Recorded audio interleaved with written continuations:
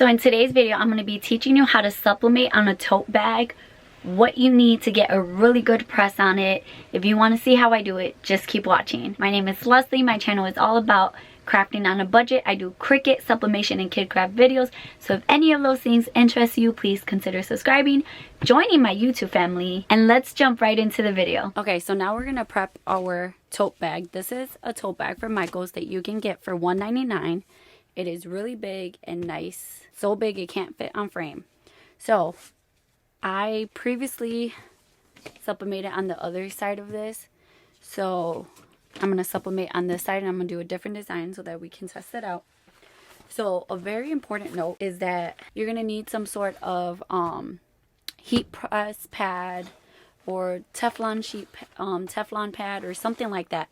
Because I learned that you're not going to be able to get good pressure on this unless you have one of these. So you're going to put heat pad inside.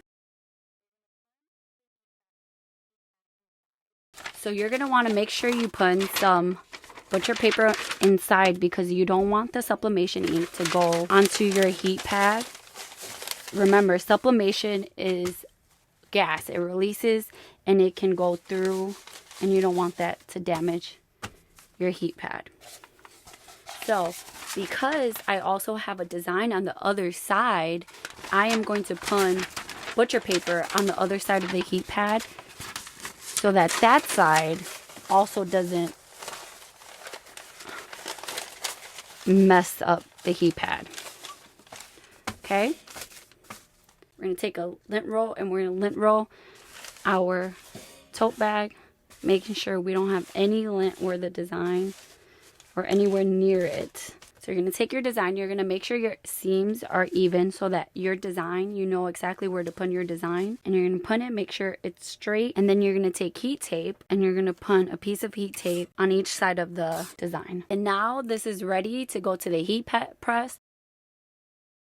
Okay, so now I am going to place the tote bag onto the heat press. I'm going to have the handles hanging off. Make sure our design is covered. We're going to take some butcher paper. I'm going to put that on top. If you want to know where to get your butcher paper, you can look in the description down below and there'll be a link. So now we want to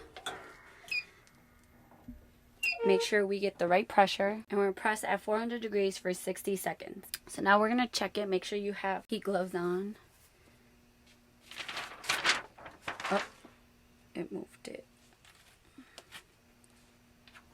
Perfect. You see, this is ASAP paper. No, this is text.